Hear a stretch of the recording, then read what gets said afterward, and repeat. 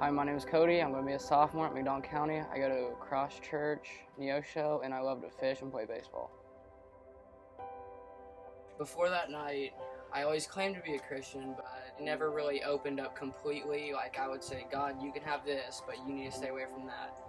When I would sin, I would feel super guilty because, someone died for you. Like, someone died for us, and I disrespected him. So I'd feel super guilty, and I would feel super undeserving.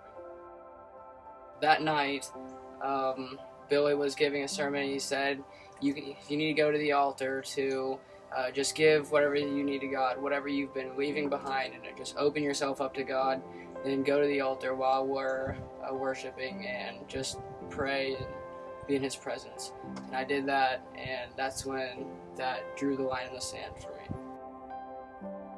I guess it was really easy to give into temptation, and after that night, God really just helped me be able to fight off that temptation, and giving my life to Him. Like, I used to watch bad stuff, with a bunch of cussing, but now that I've given my whole life to Him, I don't watch as many bad stuff, and I watch cleaner movies and stuff like that, and it's way easier to fight off temptation in that sense. I've always been super self-conscious of myself, and because I really used to think about my body and always thought about I was never good enough. And I learned that night that it doesn't matter what anybody else thinks. God thinks I'm perfect. I think the best way to explain it is Louise actually said this on his story one day. I would rather be judged by God and Jesus other than people on earth that are as well as sinners as I am. It doesn't matter what sin is. If you give in to sin, you're gonna feel guilty. You're gonna feel you're worthless, and you'll be very undeserving of His love. But God, or Jesus, even though that I sinned against Him terribly, He was still willing to die for me and give me a chance to be forgiven, and He doesn't blame me for it. I was so excited. I woke up super early. I was so excited on the way there. That was all what was on my mind on the way there. I can't wait to get baptized.